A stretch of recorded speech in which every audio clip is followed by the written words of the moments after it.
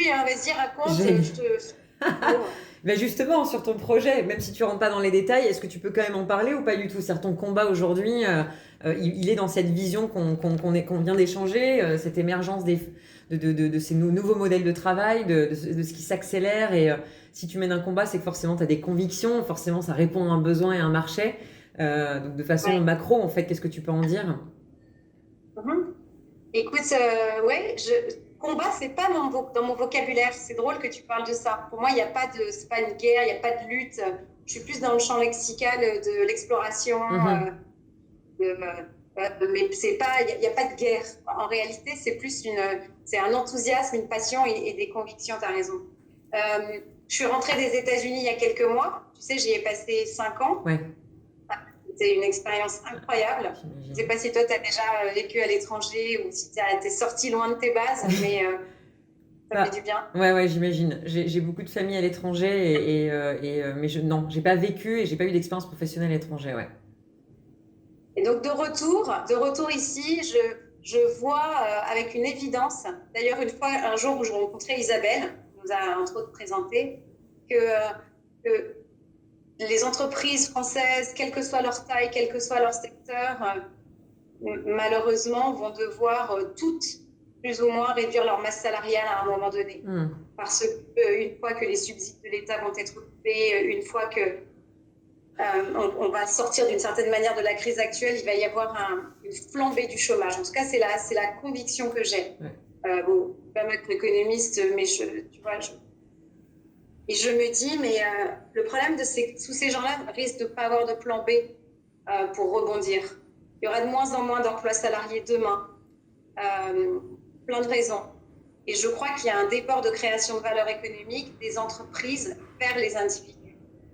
Les individus, donc tu le sais mieux que moi, hein, puisque c'est un univers que tu côtoies bien plus que moi, c'est tous les indépendants au sens large. Ouais. L'indépendance professionnelle, c'est quelque chose qui est vraiment en train de percer. Je regarde les stats depuis 2003, cette population a grandi 10 fois plus vite que la population Tout à salariée. fait. Alors ça regroupe, hein, tu sais, une réalité éminemment hétérogène entre les professions libérales, les travailleurs des plateformes, les freelances, tout simplement des consultants en tout genre. Mais néanmoins, il y a cette réalité.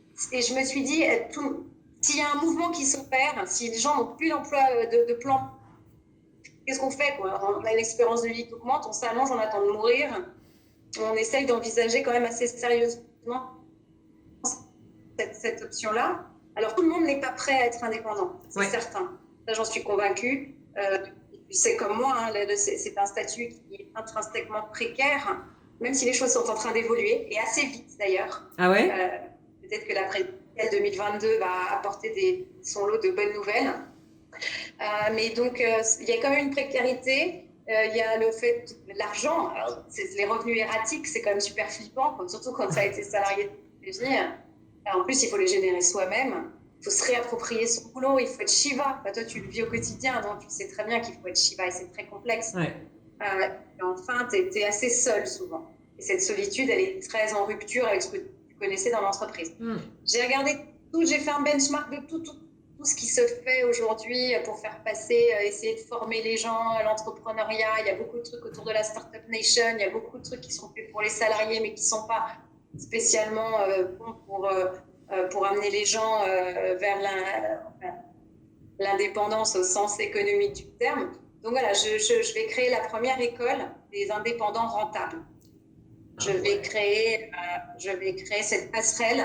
Alors à l'origine, pour accompagner les salariés qui perdent leur job, parce que c'est un traumatisme, et Ouais. c'est un sujet qui me touche vraiment, et pour leur faire, pour ceux qui sont prêts, le chemin vers la rentabilité. Et puis il y a plein aujourd'hui qui existent et qui pourront avoir envie aussi d'utiliser mes petits modules qui vont être dingues. Voilà, c'est ça que je fais. C'est génial.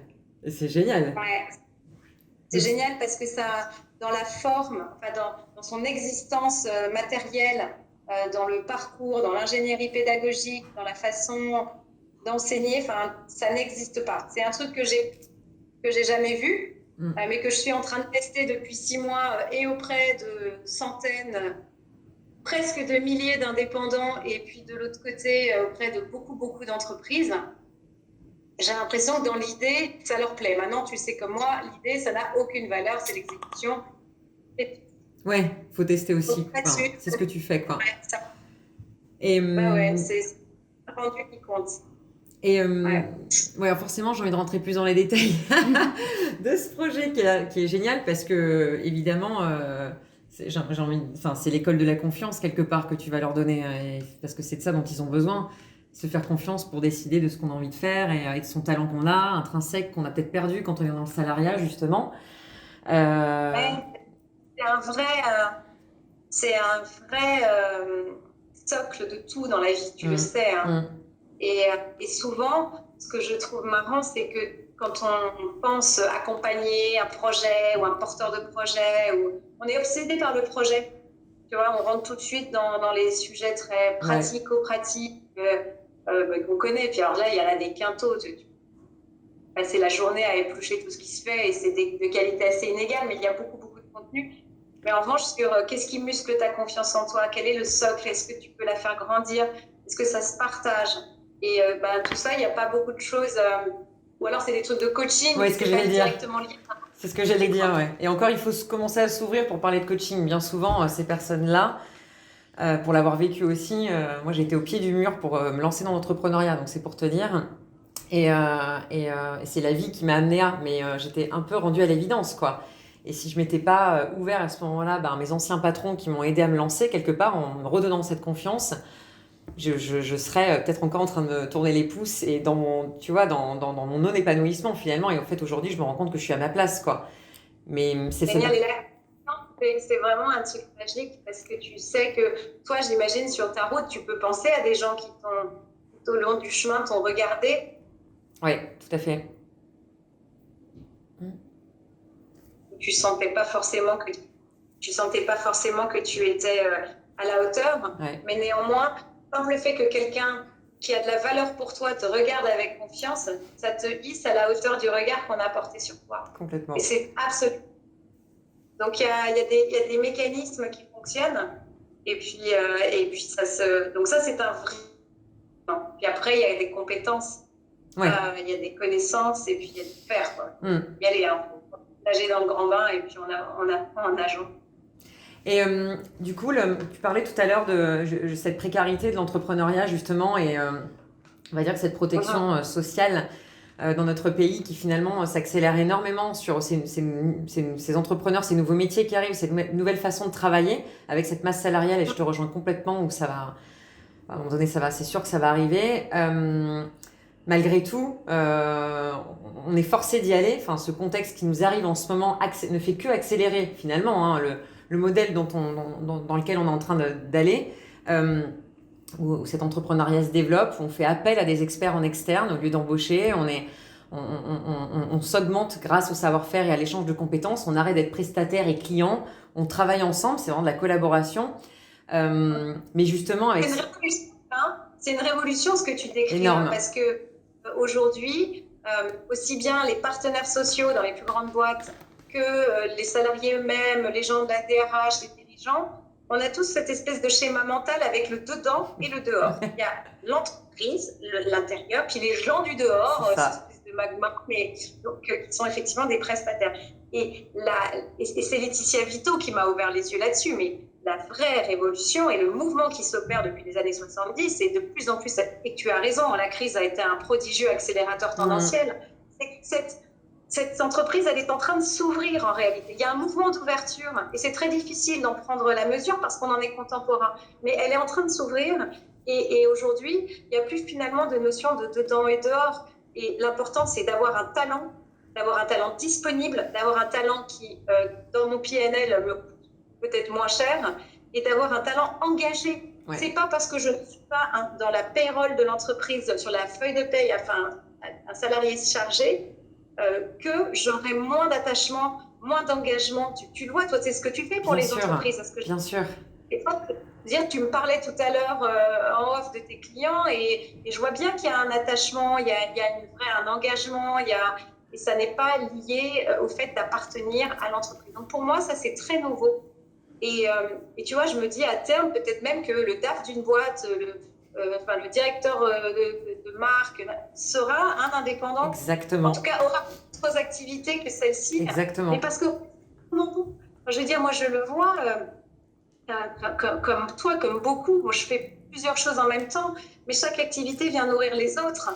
Et c'est incroyablement régénérant, tu vois. Alors que si tu es sur une seule tâche, et en plus, tu es toujours la même équipe, etc., il y a un moment, il faut déployer des trésors d'ingéniosité et de créativité pour rester motivé, quoi. Surtout quand tu es derrière ton ordinateur toute la journée chez toi, dans ta cuisine. Tout à fait. Donc, cette transformation-là, elle est vachement importante parce qu'elle implique aussi une autre façon de voir le travail, de voir la collaboration avec les indépendants et aussi de voir l'accompagnement des salariés qui pourraient vouloir s'en aller, parce qu'il y a quand même beaucoup de talents qui n'ont plus envie de rester dans l'entreprise, mais ce n'est pas grave, parce que ça ne veut pas dire qu'ils ne veulent plus bosser avec l'entreprise. Ouais. Et puis il y a aussi des gens qui malheureusement doivent partir parce qu'il y a des plans sociaux, mais il y a une autre façon, du coup, une autre vision de l'accompagnement qu'on peut leur apporter. Ils ont une autre vie en dehors du salariat. Oui, et puis des plans sociaux pour une entreprise, c'est forcément signe de négatif pour eux, de décroissance quelque part. On est obligé de licencier pour quand même tenir le chiffre d'affaires de la boîte. Et justement, cette activité externe qui vient les soutenir, c'est non, justement, nous, on va continuer de vous accélérer en vous augmentant, mais avec des charges qui sont moindres forcément. Mais du coup, finalement, il y a une économie qui va énormément se créer, qui se crée déjà par ces millions d'entrepreneurs, de travailleurs indépendants qui existent et qui ne fait que accélérer. Donc, tu es d'accord qu'on est quand même créateur d'économie, que quand on vend, nous, à nos clients des actions de prestataires, on crée de l'emploi aussi de toute façon. Enfin, moi-même, j'en crée. Ils en créent parce qu'on augmente aussi ces travailleurs indépendants qui finalement vont commencer à s'associer, prendre quelqu'un avec eux, toutes les subventions d'État qu'il y a pu avoir aussi sur les apprentis. Bon, finalement, ça, on fait augmenter ces choses de toute façon. Enfin, en tout cas, l'indépendant augmente. Quelques-uns, oui. Après, des gens pourraient t'opposer le fait que quand tu regardes le salaire moyen des indépendants en France aujourd'hui, c'est 470 €. Voilà. Donc, parce que pas de moyenne qu'il faudrait regarder, c'est le salaire médian en réalité. Mais ça veut dire parce qu'il y a des gens qui ont créé des boîtes et qui les ont laissées en jachère, donc elles ne génèrent rien. Il y a des gens qui, en revanche, qui s'en sortent très bien et qui gagnent plus de 5-10 000 € par mois en tant qu'indépendant, freelance ou autre. Et après, tu as un entre-deux où il y a beaucoup de personnes qui gagneraient à muscler certaines compétences pour devenir plus rentables. Ouais. Ça s'apprend là. Tu vois, donc oui, ça crée de la valeur, mais ça pourrait en créer davantage. Ça pourrait en créer davantage. Mais est-ce que tu penses que justement notre système va faire évoluer les choses pour nous aider aussi à nous... Parce que la rentabilité d'une entreprise, elle se crée, tu es d'accord, par ce qu'on restitue forcément, par toutes nos charges d'indépendants et forcément... L'entreprise, elle se crée par ta capacité à aller chercher des nouveaux clients, à fidéliser ceux que tu as déjà, et que les coûts que ça génère pour faire tout ça, c'est inférieur à ce que ça rapporte. Oui, bien sûr. Les règles. Mais avec les charges de l'entreprise que tu as par-dessus, tu es d'accord, enfin, ce qui s'appelle l'URSSAF finalement. Selon moi, justement, avec tous ces indépendants qui se créent, avec le modèle social qu'on a aujourd'hui autour de ça, est-ce que tu penses qu'il va évoluer, quoi ? Moi, je pense que le vrai combat, en fait, tu sais, tu es comme entrepreneur, tu n'attends pas d'un État ou d'une entité tiers qu'elle résolve tes problèmes. S'il y a un problème, tu le vois et tu essayes de le résoudre toi-même. Ouais. Tu vois, et s'il y a la meilleure réponse, c'est d'être plus rentable. Tu vois, enfin, je veux dire, il ne faut pas attendre que les charges baissent. Il faut juste que plus se bouger les fesses pour aller chercher plus de clients. Ça, c'est certain. Après, je pense qu'il y a un sujet de précarité qui est préempté par beaucoup de personnes, beaucoup d'organisations et qui essayent de faire bouger les lignes pour faire en sorte que passer de salarié à indépendant, par exemple, ça ne soit pas un véritable, en plus du traumatisme, du sentiment de déclassement social que tu as, parce que l'indépendant reste encore aujourd'hui le loser du CDI, ce qui est une folie en réalité. Mais de même que moi, quand j'ai commencé à bosser dans le digital et un peu plus tard, les entrepreneurs étaient les losers des salariés CDI. Alors qu'aujourd'hui, un jeune, toute l'aura est autour du start-upper et plus tellement autour du CDI, qui cristallise un peu moins de rêve, quoi. Donc, je trouve qu'il y a un parallèle intéressant. Et donc, là, pour moi, ce qui compte, c'est d'arriver à à faire en sorte que certains points d'assurance chômage, d'assurance maladie, de ce qui se passe au moment de la grossesse, enfin, il y ait une protection plus logique en réalité. Ouais, Mais j'ai bon espoir. t'as Moi, bon c'est pas espoir, mon ouais. métier à part entière, mais je suis ça d'extrêmement près. C'est important. C'est important pour le projet que j'ai. Oui, justement, ouais, c'est pour ça que je te pose la question. C'est que tout à l'heure, je t'ai parlé de combat parce que, non pas dans ton projet, mais justement par rapport au fait qu'on est quand même dans cette société et que qui dit développer cette école dit forcément s'adosser oui, à de l'espoir ou à de la réalité sociale qui doit à un moment donné accompagner ces personnes qui vont être en reconversion, quoi. Et enfin, en reconversion en tout cas. Après, beaucoup d'appelés, peu d'élus. Tu vois, Ouais, ouais, il y a d'accord. ce qui est important aussi dans le parcours que je propose, c'est qu'il n'y a pas de bonne ou de mauvaise réponse. Je pense que profondément, il y a des personnes qui sont prêtes à faire ce pas, il y en a qui ne le sont pas. Ouais, Et ce n'est pas grave. Tu vois, c'est-à-dire qu'il faut bien être conscient de ce que ça change dans ta vie personnelle, parce que c'est pas juste un projet professionnel, c'est vraiment un projet de vie, et tu mm. le sais mieux que moi. Ça repose sur énormément de confiance et des capacités. On en a parlé notamment de savoir bien vendre. Il y a des choses qui s'apprennent, qui se musclent et d'autres moins. L'idée, c'est pas d'envoyer tout le monde dans une voie qui génère beaucoup de frustration et pas beaucoup de valeur, quoi. Ouais, tout à fait. Faut juste être assez lucide aussi sur ses ressources, les ressources qu'on est capable de mobiliser. Et puis, c'est une question de temps. Tu vois, il y a des choses, peut-être qu'il y a 10 ans, tu n'étais pas prête, toi, à créer ta boîte. Ouais, ouais, ouais. Tu vois, moi, c'est arrivé, j'avais presque 30 ans. Enfin, ça dépend des gens, en fait. Ouais. Tu vois, il y a une question de timing. Donc, c'est pas. L'idée, c'est d'amener à l'entrepreneuriat individuel des gens qui sont à peu près dont on se dit qu'ils ont le potentiel et la motivation. Et la motivation, ouais. Et qui ont envie de créer de la valeur, leur valeur et la valeur de leurs clients et qui ont envie d'y croire, ouais. Et qui vont petit à petit, ouais. Et ils ne seront pas tout seuls pour le. Et l'entrepreneuriat au féminin dans tout ça, parce que j'imagine que tu as ton avis en tout cas, moi, ce qui m'arrive, pour te partager ce qui nous arrive, on commence à sortir dans la presse depuis 10 jours, puisque c'est donc une agence en pleine croissance et que on nous pose régulièrement la question qui me fait hérisser les poils est-ce que c'est stratégique que d'être s'associer, que deux femmes qui s'associent en ce moment, est-ce que c'est stratégique? Donc j'ai envie de rugir parce qu'en fait j'ai envie de répondre. Qui pose la question? Comment? Qui te pose cette question? Les journalistes la presse en ce moment, qui nous interviewent. Cette question revient régulièrement, mais même autour de nous. Moi, j'anime donc un club d'entrepreneurs, d'entrepreneuses, donc le fameux club Protéine dont Isabelle est l'ambassadrice. Et puis, ça que j'ai une associée. Dans l'agence, on est plus de femmes que d'hommes. Et donc forcément, ça attire ces questions autour de nous, où moi je réponds, mais en fait... Mais peut-être que si ça te fait de la visibilité, profites-en. Hein. Je veux dire, peu importe. Enfin, il faut que ce soit un peu détiant, mais c'est drôle parce que c'est quand même pas le sujet.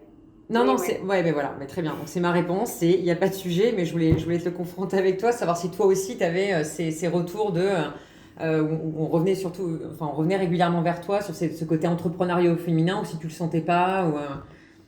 Le vrai sujet, c'est celui des femmes dans la tech.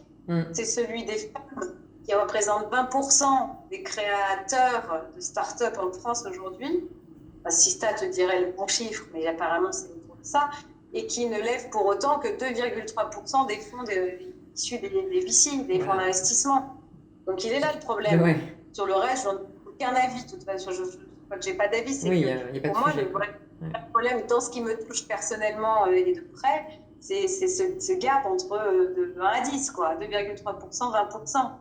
Donc il n'y a aucune raison logique à ce que les femmes aient si peu accès au capital pour grandir, pour booster leur boîte, pour en faire des succès, pour à nouveau faire du give back et financer des entreprises, parce que c'est comme ça que ça marche, c'est un cercle vertueux. Oui. Moi, c'est parce que je vends des entreprises et gagner de l'argent que j'ai pu investir dans d'autres. Et ça, c'est extraordinaire de pouvoir contribuer de cette manière-là. Donc, il faut à tout prix que les femmes récupèrent davantage de fonds de la part des VC. Donc, ça veut dire quoi? Ça veut dire que la structure des investisseurs doit évoluer, parce qu'on n'achète jamais qu'à des gens qui nous ressemblent. Tu le sais, hein, c'était une bonne vendeuse. Tu sais que si tu veux me vendre quelque chose, tu vas par tous les moyens possibles, le plus vite possible, essayer de me ressembler. Parler avec mon débit, utiliser mes mots, parce que ça rassure, et c'est cette réassurance qui fait que je vais avoir une propension supérieure à t'acheter quelque chose. Ouais. Donc, il faut que les femmes côté investisseur, et puis peut-être qu'il faut plus de femmes, j'aime bien le il faut, mais business angel. Moi, je milite beaucoup pour ça. J'ai envie d'encourager autour de moi des gens même qui peuvent mettre même des petites sommes, tu vois. Mais qu'est-ce que tu peux faire pour aller financer? Il n'y a que ça. Hein. Tu vois, il y a eu plein d'événements, de machins qui sont sur la sensibilisation. Ça, c'est vraiment le RS0 de zéro, et ça fait longtemps qu'on l'a dépassé. Aujourd'hui, je pense que la vraie chose, c'est comment on finance les femmes. Il est là le vrai sujet. Je ne suis pas légitime pour parler d'autres. Après, je pense que le talent n'a pas de sexe, le courage n'a pas de sexe. Il y a des stéréotypes. Enfin bon, ça n'a jamais empêché les bougeurs et les bougeuses d'avancer. Et comment tu veux œuvrer là-dedans aussi, ou parce que quand tu dis que je te rejoins, hein, en gros dans les groupements, les fonds d'investissement, il faut davantage de femmes pour qu'elles puissent parler à celles qui veulent lever des fonds, et celles qui veulent lever des fonds, il faut qu'il y en ait plus en fait. Il faut que ça se nourrisse. Mais quelque part, comment y aller finalement, comment y croire, comment ta parole, c'est vrai quand on t'écoute, là j'ai envie de me lever, d'aller dire. Non, moi je reçois toutes les semaines plus d'une dizaine de dossiers de femmes qui créent des entreprises et qui cherchent à lever des fonds. Le seul engagement que je prends, c'est toujours de prendre le temps de répondre, même si c'est non. En plus, en ce moment, vu que je suis sur mon nouveau projet, je ne vais pas m'éparpiller, donc j'investis moins dans les entreprises. Sûr, ouais. J'ai fait un investissement là, depuis la rentrée, depuis le début de l'année, mais c'est une folie, mais en même temps, c'est un truc génial, c'est une fille géniale. Mais oui, c'est très facile de partager des dossiers. Tu vas voir les gens de Sista. Il y a plein d'associations de femmes business angel en France. Enfin, pas plein, mais il en existe. Donc, tu vois. Oui, d'accord, des associations de business angel femmes. Ok. Oui, même tout simplement, si tu veux, si tu souhaites, sans pour autant être dans un kibbutz de femmes pour investir, si tu es une femme et que tu souhaites d'une manière ou d'une autre contribuer à rééquilibrer les choses en mettant un peu de sous, si tu peux le faire, c'est formidable. Et tu dis, tu tapes investir dans les startups, il y a tous les incubateurs, tous les accélérateurs, il y a plein de choses. Oui, il y en a plein. Il y a beaucoup de gens qui attendent cet argent, et beaucoup de femmes notamment. D'accord. Donc c'est par ça pour moi que passera le rééquilibrage. Ouais. Bon. Et que ce sera plus d'être une femme dans la tech entrepreneur, et ça sera moins handicapant, on va dire. Ouais, moins handicapant, on est d'accord, ouais. Et tu parles beaucoup de la tech, mais du coup sur ton projet, ou même dans ce que tu dis, l'entrepreneuriat, tu le dédierais que justement à ces métiers-là, ou c'est tous azimuts, il n'y a pas puisque l'externalisation, elle peut très bien être, on a parlé de direction générale, de marketing, de tech, de plein de choses, parce qu'elle est dans plein d'autres métiers finalement.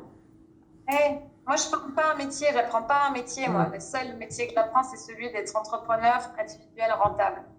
Ouais. Et après, libre à toi de t'apprendre à devenir, à acquérir un savoir métier dans l'agriculture, dans l'emploi, dans le service à la personne, dans les nouveaux artisans. Il faut aussi cibler un secteur qui est en croissance, n'est-ce pas? Si je quitte l'entreprise pour créer ma boîte, autant que ça répond à un besoin. Je sais qu'il va avoir, mais ça, on va partager beaucoup d'informations sur les gisements de croissance de demain et les secteurs. Ça aussi, ça donne confiance. Avoir une perspective positive. Donc, c'est vraiment... Projeter les gens à l'avenir commun désirable, ça, c'est pas facile. Non, pas du tout, Mais tu es d'accord que c'est un mouvement global qui s'applique à tous les métiers finalement, quoi. On est d'accord que nous, on le vit au sein du marketing, mais ce que je constate, et ce que tu constates, c'est que cette externalisation, elle est assez transverse à plein de métiers et s'adapte à plein de métiers, quoi. D'ailleurs, il ne faudrait pas dire externalisation parce que tu vois, on reproduit le Bien schéma sûr. normal, on est habitué, mais intérieur-extérieur, il faudrait qu'on trouve Ouais, un autre mot. tout à À chaque fait. fois, il faut toujours utiliser des mots nouveaux pour désigner une réalité nouvelle. Tu vois, sinon, en fait, on a des comparables en tête et logique, hein, c'est humain. Mais c'est pour ça, je suis très d'accord avec toi. Nous enfin, qui créons beaucoup de naming pour nos clients. Et on aime bien trouver des mots qui justement fassent comprendre le message tout de suite. Et tu as raison parce que la direction marketing déléguée, déjà je comprends pas en fait cette phrase, même si tu vois si je vends ça, je ne comprends toujours pas les mots après les uns après les autres. Et la direction Très important. externalisée, c'est pareil, quoi. C'est très important les mots, tu vois, et c'est pour ça que je suis, moi, enfin, à mon échelle, avec ma fille notamment, mais les enfants autour de moi, je milite pour qu'ils lisent beaucoup parce qu'il y a un appauvrissement aujourd'hui du vocabulaire de nous tous. Hein. Je ne sais pas combien de mots on utilise, mais c'est assez peu. Et en réalité, ça façonne infiniment la façon dont on pense le monde. Si tu as peu de mots pour penser le monde, tu vas penser à un monde un peu simplifié. Tout à fait. Si tu as une grande... En plus, on est dans une langue tellement belle. Moi, je me délecte parce que je reviens des États-Unis. Je me vautre dans la lecture, dans la littérature. C'est tellement chouette, quoi. Et donc, je me dis qu'on gagnerait tellement. Il y a de l'avenir pour les gens littéraires. Tu vois, il n'y a pas d'avenir que pour les gens qui ont un profil tech ou... avoir cette précision du vocabulaire, ça te permet de mieux penser le monde. Donc, quand on veut désigner une réalité nouvelle, c'est bien d'avoir, par exemple, un petit pool de mots. On est d'accord, ouais. On adore faire ça à l'agence, justement.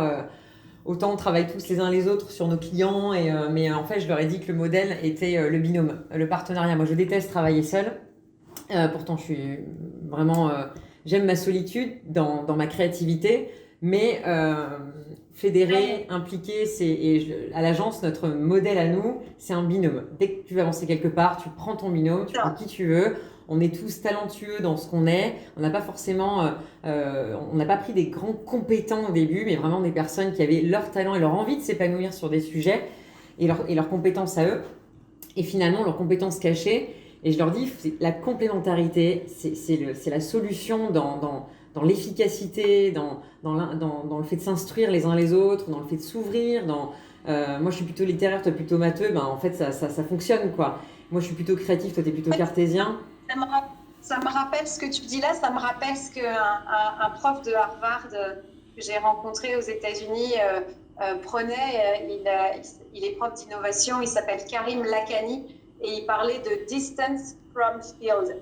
Et il dit qu'en fait, c'est très bien de s'associer avec quelqu'un qui est assez loin de ton expertise et loin de ton cœur de métier parce que cette distance ce pas de côté permet justement d'avoir un regard neuf. C'est rien de révolutionnaire, hein, c'est tellement de bon sens. Ça permet d'avoir un regard neuf sur ton business, sur ta problématique. Et probablement, peut-être, ça permet une maïeutique que tu n'aurais pas pu faire tout seul, mais qui t'amène à te poser les vraies bonnes questions. Et peut-être un problème. Donc, faire des binômes avec des gens très différents, tu vois, des espèces d'associations iconoclastes, des gens qui sont à la rencontre. J'aime bien cette idée d'intersection et de mélange des gens. C'est ça, c'est de là que vient l'innovation. Et j'aime bien cette idée de distance.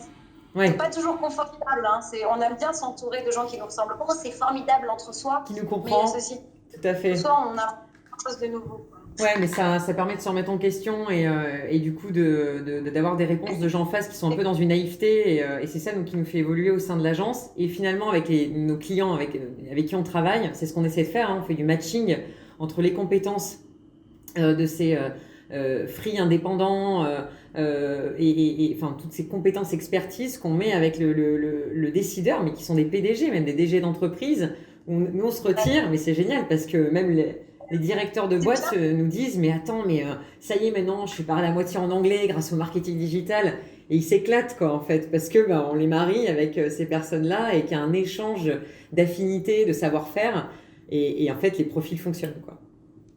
Bien sûr. Et tu vois, c'est là où c'est intéressant d'enrichir ce matching dont tu parles, qui est finalement, qui repose sur de la connaissance humaine et sur de l'intuition, Mm. c'est pas mal de le coupler en fait de tous les outils d'intelligence artificielle parce que tu as des algorithmes en plus qui te permettent de faire des scores de correspondance où tu peux être certain qu'en plus, tu vois, de tout ce que toi tu sais pour matcher les gens entre eux, tu peux encore aller encore plus loin, enfin si besoin était, mais j'aime bien cette idée de faire c'est un peu le Tinder du boulot, quoi. Ouais, exactement.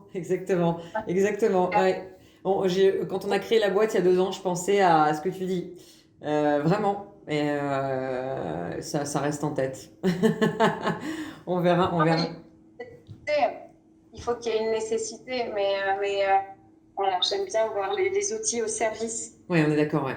Tout à fait. Ouais, Eh merci bien, beaucoup. merci à toi, à bientôt.